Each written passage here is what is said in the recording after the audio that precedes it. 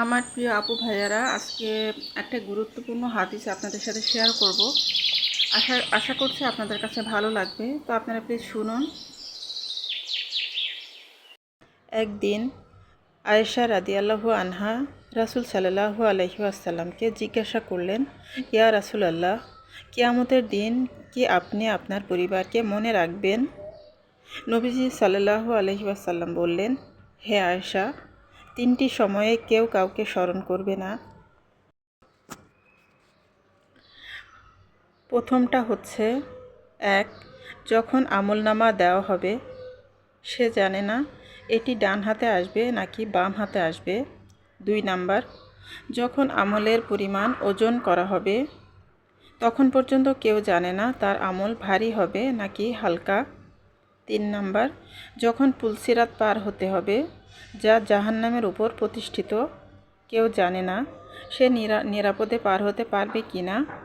এই কথাগুলো শুনে আয়েশা রাদিয়াল্লাহু আনহার হৃদয় শঙ্কায় কেঁপে উঠল, তার চোখ অশ্রুসিক্ত হয়ে গেল। আসসালামু আলাইকুম আমার প্রিয় আপু ভাইয়ারা, আপনারা সবাই কেমন আছেন? আশা করছি যে যেখানে যে অবস্থাতেই আছেন মহান আল্লাহ তাআলার অশেষ রহমতে সবাই ভালো আছেন। আমরা আলহামদুলিল্লাহ মহান আল্লাহ তাআলার অশেষ রহমতে আমরা ভালো আছি সবাই। নতুন আরেকটি ভিডিওতে আপনাদের সবাইকে আবারও স্বাগত জানাচ্ছি। আর আজকের ভিডিওটা আমি দুপুর থেকে একবারে শুরু করেছি, দুপুরে রান্না থেকে। আর আজকে আমি পটল, আলু আর মাছের মাথা দিয়ে একটা তরকারি রান্না করব, আর মুরগির মাংস আলু দিয়ে ঝোল করব। তো এই দুইটা তরকারি রান্না করব আজকে, আর ডাল রান্না করব সজনে ডাঁটা দিয়ে ডাল। তো এখন এই যে আমি দুপুরে রান্নাটা বসিয়ে দিয়েছি। তো এখানে এই যে আমি প্রথমে মাছের মাথাটাকে কষিয়ে নিব। তো যা যা মশলা দেওয়া সব কিছু দিয়ে দিয়েছি। তো প্রথমে যেহেতু আমি হাদিসের কথাটা বলছিলাম, তো এই কারণে ভিডিও সংক্রান্ত তেমন কিছু বলতে পারিনি।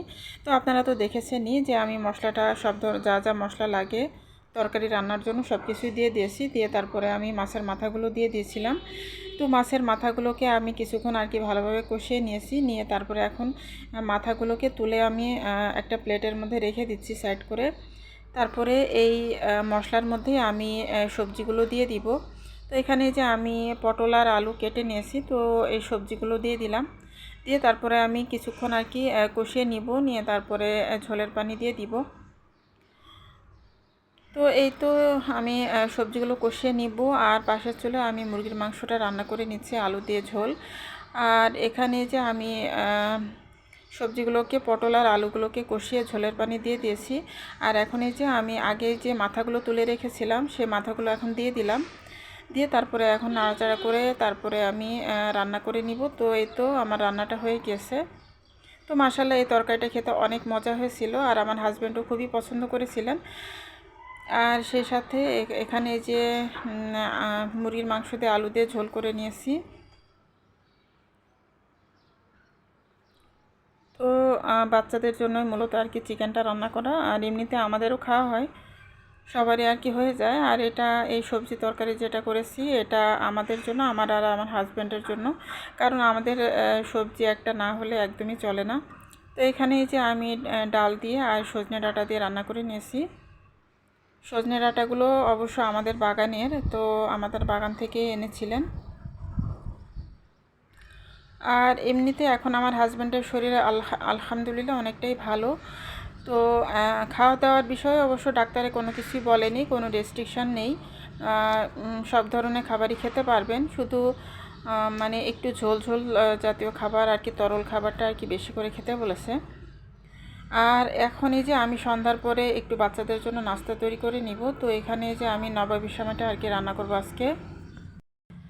তো এখানে এই যে আমি নবাবী সেমাইটাকে মানে সেমাইটাকে, লাচ্চার সেমাইটাকে ভেজে নিয়েছি। পাশের চুলায় আমি ক্রিমটাও তৈরি করে নিয়েছি, আর সেমাইটাকেও আমি ভেজে নিয়েছি। তো আমি সেমাইয়ের মধ্যে ঘি, তারপর গুঁড়া দুধ আর চিনি এগুলো দিয়েছিলাম, দিয়ে তারপরে আমি ভেজে নিয়েছি। আর ক্রিম তৈরি করার জন্য আমি তরল দুধের মধ্যে গুঁড়া দুধ দিয়েছিলাম, গুঁড়া দুধ, চিনি, তারপর কর্নফ্লাওয়ার আর কাস্টার্ড পাউডার। তো এগুলো দিয়ে আমি ক্রিমটা তৈরি করে নিয়েছি। আর এখন এই যে আমি একটা সার্ভিং ডিশের মধ্যে সেমাইটাকে সেট করে নিচ্ছি। তো আমি 2টা লেয়ার করব।